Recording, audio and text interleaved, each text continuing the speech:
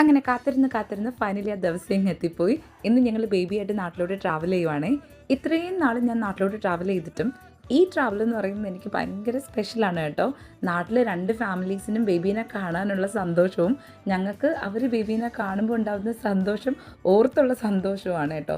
അങ്ങനെ എല്ലാം കൂടെ ചേർന്ന് ഇമോഷൻസ് ഓവർഫിൽഡ് എന്നൊക്കെ പറയില്ലേ, അങ്ങനെ ഒരു മൊമെൻറ്റിലൂടെയാണ് ഞങ്ങൾ കടന്നു പോയിക്കൊണ്ടിരിക്കുന്നത്.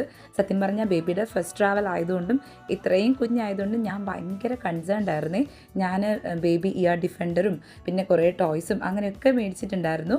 പക്ഷേ ബൈ ഗോഡ്സ് ഗ്രേസ് ഇതൊന്നും എനിക്ക് യൂസ് ചെയ്യേണ്ടി വന്നില്ല. എൻ്റെ ബേബി നല്ല തങ്കം പോലത്തെ ബേബിയായിരുന്നേ.